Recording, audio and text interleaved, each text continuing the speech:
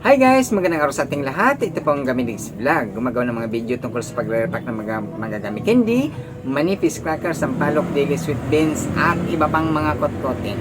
Guys, nagpapasalamat ang Gaminis Vlog sa lahat ng mga subscribers at lahat ng mga nanonood sa mga video ng Gaminis Vlog. Thank you guys!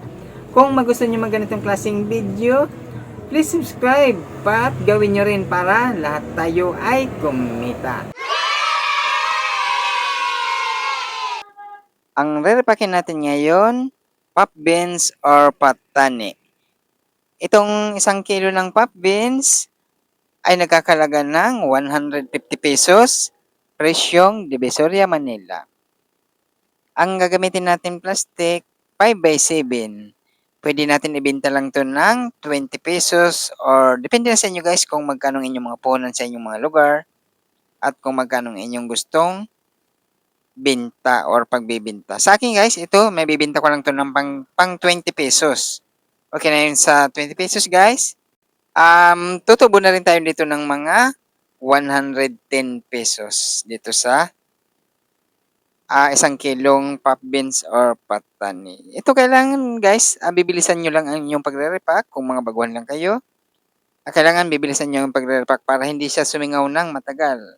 Kasi pag sumingaw siya ng matagal, kukunat siya. Para siyang titigas or mawalang kanyang lutong. Kailangan, mabilis natin to siyang ibabalot or ilalagay sa ating plastic na pagre-repakan. Ganyan kung kayo mga baguhan lang guys, gusto nyong magtinda ng mga kutkutin or naghanap ka ng mga extra income, yan, yung mga kutkutin na to.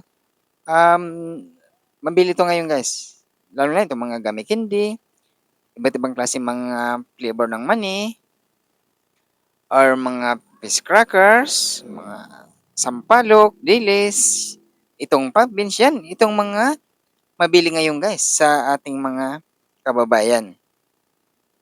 Ito na, sa mga palengke lang to, mga bilihan ito.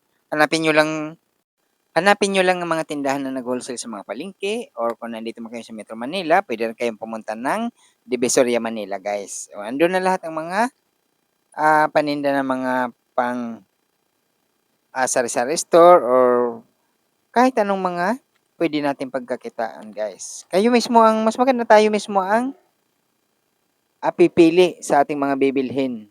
Kailangan yung malinaw ang plastic, sariwa ang ating bibilhin, or kagaya nitong pop beans guys. Titingnan nyo, kailangan yung makikintab siya.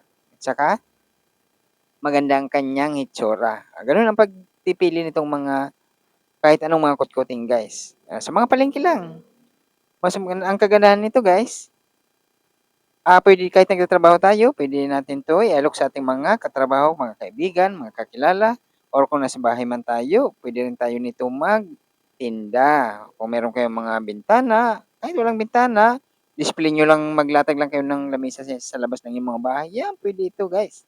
I-display lang nyo, mabibili itong mga ganitong kotkotin. Pag nalaman na ng tao, sila na mismo ang lalapit sa ating lugar o sa ating bahay para bumili ng mga ganitong mga kotkotin. Di ba?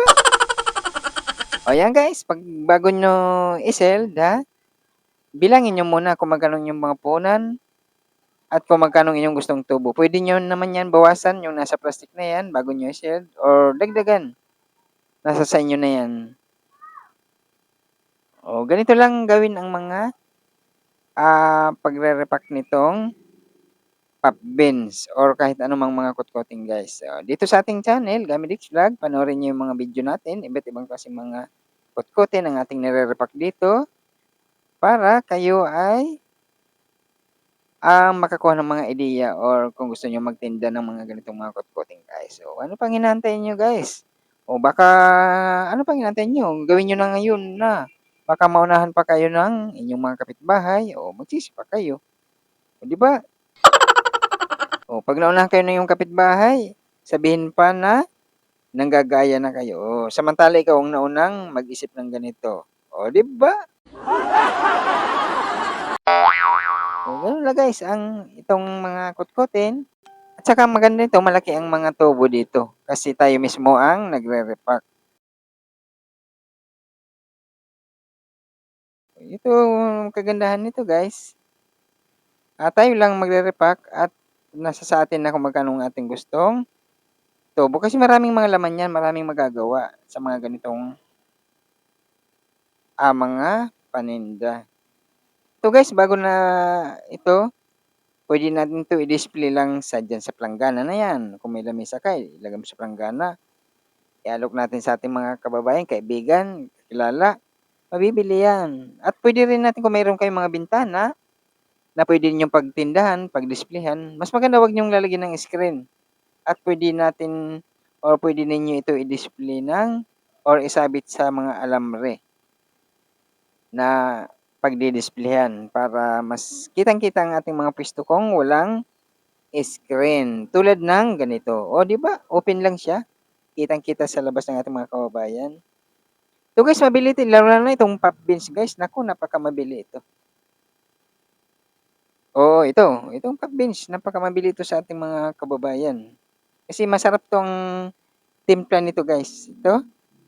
Lalo na yung mga, pampatibay kasi ito ng mga ngipin guys, eh, kasi malutong siya, oh, 'di ba? Ayan guys ang ating yan lang gawin niyo kung anong ginagawa ko guys, puwede niyong gawin din para hindi na kayo mahirapan sa pagre-repack. O ganyan lang, napakasimple lang gawin. Oh, 'di ba? Easy-easy lang gawin, ayan. Puwede niyo i-display ng nandiyan sa planggana lang, o ilagay niyo sa planggana ganyan. Tapos kung may lamesa kayo, ilagay niyo sa labas ng bahay ninyo, display niyo, 'pag may mga dumadaan na tao alokin niyo, naku bibili diyan. Mga ganyan. Oo, pagkatapos natin mag-repack yan, oh, pera na yan. Oo, ganyan, no? 'Di ba? Oo, benta niyo 20-20. O depende sa inyo kung magkano yung presyuhan, guys. Yan, pwede natin i-display na nakaganyan. At sa akin, guys, meron din akong isang option na pagdi-display ng ganito. Ito ang nilalagay ko sa alambre. Yan ang isang option. Kung meron kayong pwesto na bintana, yan, pwede nyo isabit ng nakaganyan sa alambre. At huwag nyong lalagyan ng screen para isabit natin, kitang-kita sa labas ng ating mga kababayan. 'Di ba napakadali lang gawin? Eh, kung wala kayong ginagawa sa buhay, pwede nyong gawin 'yan. O kikita pa kayo. O 'di ba? Itong mga bilihin na 'to or mga paninda na 'to, nasa mga palengke lang 'to. Hanapin lang ninyo sa inyong mga lugar, yung mga puwesto ng mga kutkutin. O gano'n na, 'di ba napakaganda na? Guys, nagpapasalamat ang Gamidigs Vlog sa lahat ng mga subscribers at lahat ng mga nanonood sa mga video ng Gamidigs Vlog. Thank you guys! Kung magustuhan niyo mga ganitong klaseng video, please like, share, and subscribe or mag-comment kayo para maging updated kayo sa mga bagong video natin. At guys, gawin nyo rin para lahat tayo ay kumita. O, di ba? Thank you guys! Gawin nyo rin! Thank you guys! Bye!